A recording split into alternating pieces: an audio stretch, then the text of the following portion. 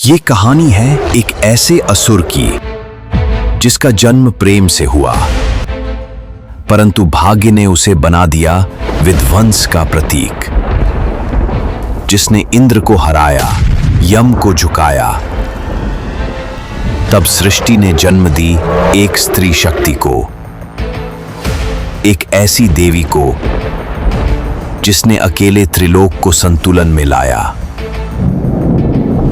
यह युद्ध सिर्फ अच्छाई और बुराई का नहीं था, यह टकराव था अहंकार और आदिशक्ति का। यह कहानी है महिषासुर वध की। प्रजापति दक्ष, ब्रह्मा के मानस पुत्र। दक्ष की बहुत सी कन्याएं थीं। उनमें से 13 कन्याएं का विवाह ऋषि कश्यप से हुआ था। इन 13 पत्नियों में एक थी तनु, और तनु के गर्भ से जन्मे 2 पुत्र रंभ और करंभ, जिन्होंने जगत में दानव के रूप में अपनी पहचान बनाई। परंतु विधि का विधान कुछ और ही था।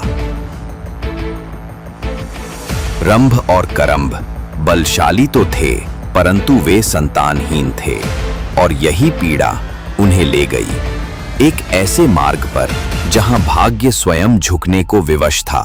करंभ ने जल समाधि ली, वरुण देव का ध्यान करने लगा।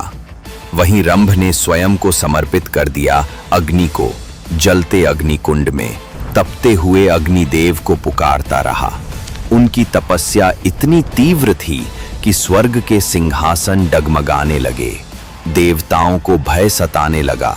यदि इन असुरों ने संतान प्राप्त कर ली तो वह बहुत ही शक्तिशाली होगा। इंद्र ने निर्णय लिया, करंभ की तपस्या को रोकना होगा।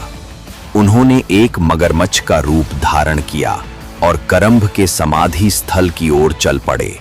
मगरमच्छ उसके समीप पहुंचा और एक ही झटके में करंभ की जीवन लीला समाप्त कर दी। जब रंभ को अपने भाई की मृत्यु का समाचार मिला तो उसका हृदय फट पड़ा। रंभ तपस्या में ही अपने प्राण लेने लगा। तब अग्निदेव ने उसे बचा लिया और अग्निदेव खुश होकर मनचाहा वर मांगने को कहा।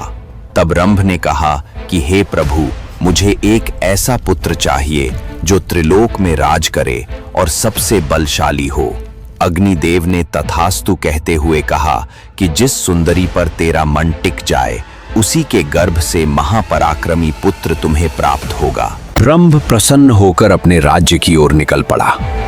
रास्ते में उसकी नजर एक भैंस पर पड़ी, पर वो कोई साधारण भैंस नहीं थी।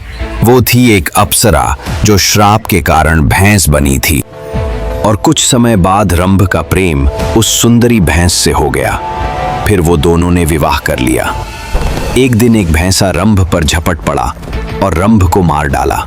उसकी पत्नी पीड़ा में तड़प उठी। जब रंभ का दाह संस्कार हुआ तो उसकी पत्नी शोक में जलती चिता में कूद गई, लेकिन उस समय वह गर्भवती थी। तभी भैंसी ने एक बालक को जन्म दिया जो ना तो पूरी तरह भैंस था न पूरी तरह मनुष्य, बल्कि आधा भैंस और आधा राक्षस। इसी कारण उसका नाम पड़ा महिषासुर। महिषासुर में दानव और भैंस का अंश होने के कारण वो जब चाहे वो दानव और भैंस में बदलने की काबिलियत रखता था। साथ ही वह ब्रह्म से वर प्राप्त कर लिया था कि दुनिया का कोई भी पुरुष उसे नहीं मार सकता। इस वरदान से महिषासुर और अहंकारी हो गया। उसने एक विशाल सेना बनाई और देवताओं पर आक्रमण कर दिया। इंद्रलोक तक को जीत लिया। इंद्र, वरुण, अग्नि, यम सभी पराजित हो गए। पराजित देवता ब्रह्मा, विष्णु और शिव के पास गए और विनती की। तीनों देवों की शक्तियां मिलकर एक दिव्य स्त्री का निर्माण किया, जिनका नाम पड़ा देवी दुर्गा, जिनकी 10 भुजाएं थीं और हर हाथ में एक अस्त्र था। शिव से त्रिशूल, विष्णु से चक्र, इंद्र से वज्र, यम से कालदंड और सिंह वाहन। देवी दुर्गा ने महिषासुर को युद्ध के लिए ललकारा। महिषासुर ने उनका मजाक उड़ाया कि एक स्त्री उससे क्या युद्ध करेगी, लेकिन देवी ने उसे बताया कि उसका अंत अब निश्चित है। फिर शुरू हुआ नवरात्रि का 9 दिन का महासंग्राम। महिषासुर कभी भैंस बनता, कभी सिंह, कभी हाथी, कभी राक्षस। देवी हर रूप में उससे भिड़ती रहीं। अंत में देवी ने उसे मानव रूप में खींच लिया और त्रिशूल से उसका वध कर दिया। युद्ध समाप्त हुआ। अधर्म पर धर्म की विजय हुई। देवी ने केवल महिषासुर का अंत नहीं किया, बल्कि एक ऐसे अहंकार का विनाश किया जो स्त्री की शक्ति को तुच्छ समझता था।